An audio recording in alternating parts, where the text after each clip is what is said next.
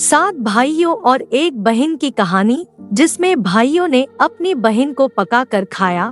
दोस्तों, बहुत समय पहले की बात है। किसी गांव में एक परिवार था और उस परिवार में सात भाई अपनी एक बहन के साथ रहते थे। उनके माता पिता नहीं थे। यह उस समय की बात है जब लोग जंगली जानवरों का शिकार करते थे तथा औरतों का काम घर परिवार और बच्चों को संभालना होता था।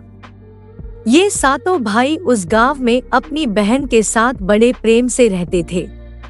सातों भाई जंगल में जाकर जंगली जानवरों का शिकार करते थे और शिकार करके जब घर लाते थे तो बहन उन जानवरों को काटकर उनके मांस को पकाती थी और सभी मिलकर बड़े प्रेम से भोजन किया करते थे। ऐसे ही दिन गुजर रहे थे। एक दिन सातों भाई जंगल में शिकार करने के लिए निकले थे। शाम होने वाली थी और बहन अपने सातों भाइयों के लिए खाना पका रही थी। जब वो चाकू से हरे सब्जियों को काट रही थी तभी चाकू के तेज धार से एक अंगुली कट गई। कटे हुए अंगुली से खून बहने लगा। अब बहन सोचने लगी कि यदि उनके भाइयों ने उसकी कटी अंगुली देखी तो वो काफी दुखी हो जाएंगे। इसीलिए उसने सोचा कि अपने भाइयों को इसके बारे में नहीं बताना चाहिए और उनसे यह बात छिपाकर रखना चाहिए। उसने अपनी ओढ़नी और दीवारों पर खून को पोंछना चाहा, लेकिन फिर दिमाग में विचार आया कि यहाँ तो मेरे भाई आसानी से देख लेंगे। फिर उसने अपने खून को साग में ही पोंछ दिया। जब शाम को सातों भाई शिकार करके आए तो बहन ने भाइयों के लिए भोजन परोसा। आज सातों भाइयों को साग बहुत ज्यादा स्वादिष्ट लगा और सभी अपनी अंगुलियां चाटते रह गए और अपने बहन की पाक कला का बखान करने लगे। अपनी तारीफ सुनकर बहन भी बहुत खुश हुई। अगले दिन सभी भाई सुबह खा पीकर जंगल में शिकार के लिए निकल पड़े। वो शिकार तलाशते थक गए और एक पेड़ की छांव में बैठ गए और बातों ही बातों में सातों भाई रात के भोजन के बारे में बात करने लगे। रात में बहन ने जो साग बनाया था उसी की चर्चा करने लगे। सभी कहने लगे कि इतना स्वादिष्ट साग उन्होंने कभी नहीं खाया। सातों भाइयों ने विचार किया कि आज इसके बारे में अपनी बहन से जरूर पूछेंगे और जानकर रहेंगे कि साग में उसने ऐसा क्या मिलाया कि साग इतना स्वादिष्ट बन गया। जब सभी भाई घर आए तो अपने बहन के खाने की तारीफ करने लगे। बहन बड़ी खुश हुई।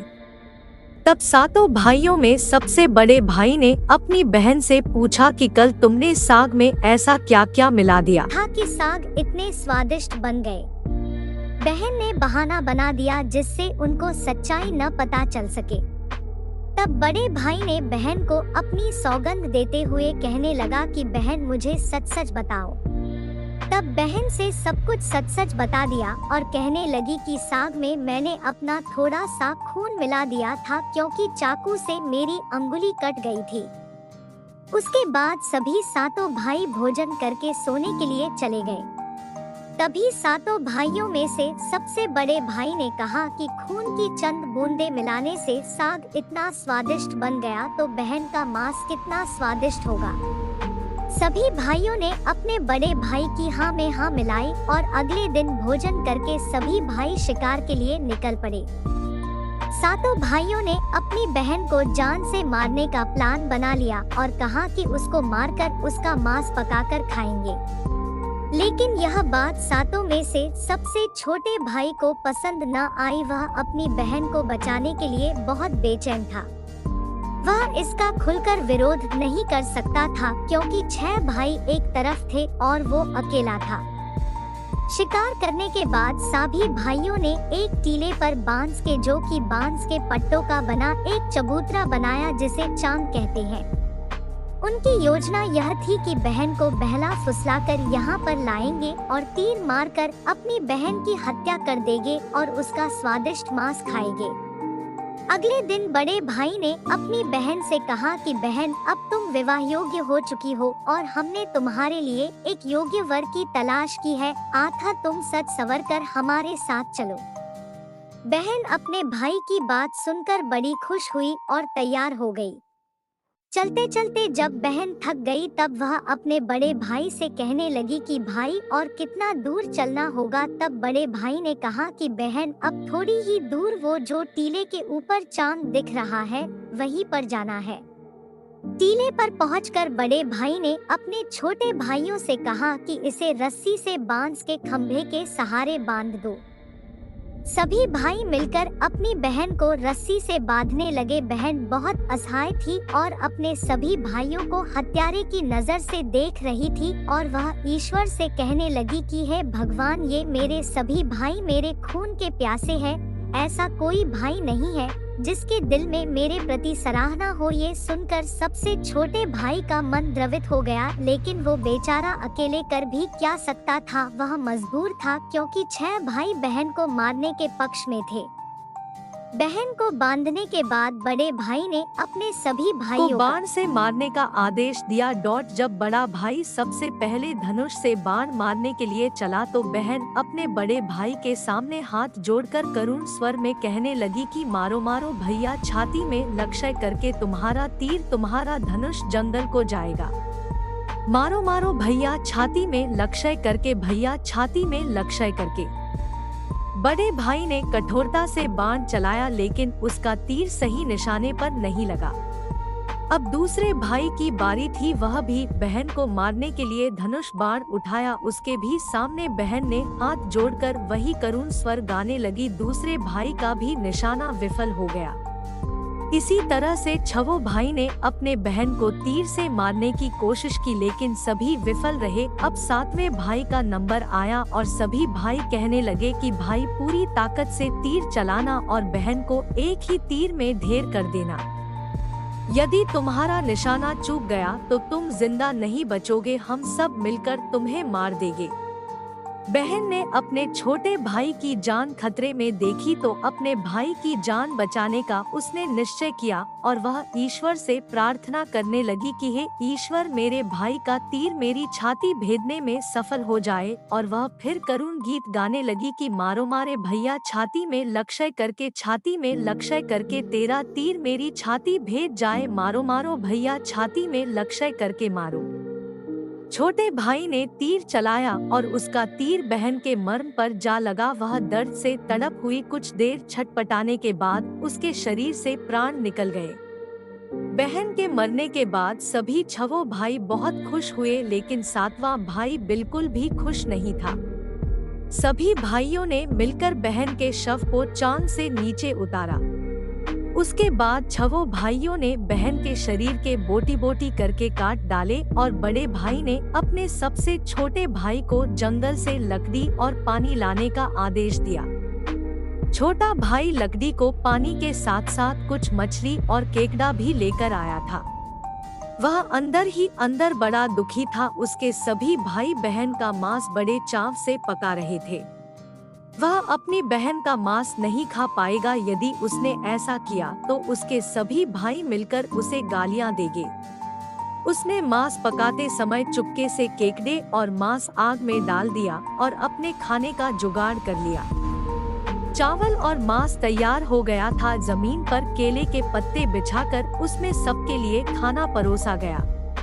छोटे भाई ने बैठने से पहले अपने स्थान पर एक छोटा सा गड्ढा खोद लिया था। उसने केले के पत्ते में परोसे गए बहन के मांस को उस गड्ढे में डाल दिया तथा मछली और भात खाने लगा।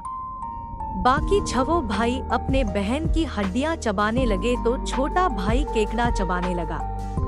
भोजन करने के बाद बड़े भाई के कहने पर छोटे भाई ने सबका बचा हुआ जूठा साफ करने को कहा कि बहन बची हुई हड्डियां और उनके अन्य भाग जैसे कि सिर, नाखून, पंजे सबको इकट्ठा करके उसी गड्ढे में डाल दिया और ऊपर से मिट्टी डाल दी। कुछ समय पश्चात उसी स्थान पर बांस का एक पौधा उगाया।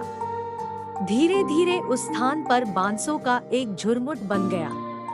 एक बार उसी स्थान पर एक संत आए और उसी बांस के झुरमुट तले छुपकर मल त्याग करने लगे। उसी समय आकाशवाणी हुई कि संत दुर्गंध आ रही है, संत दुर्गंध आ रही है। बार बार यही आकाशवाणी हो रही थी तो संत ने झटपट उस स्थान को साफ कर दिया और उन्होंने झुरमुट में से एक बांस काट लिया और उसकी बांसुरी बना ली और उस बांसुरी को बजाकर लोगों के घर भिक्षा मांगने जाया करते थे और बदले में बहुत सारा उपदेश देते थे। एक दिन की बात है कि संत उसी गांव में उसी बड़े भाई के द्वार पर चला गया। तब छठवें भाई का विवाह हो चुका था और सातवें भाई का विवाह अभी नहीं हुआ था और वो अकेला और अलग रहता था।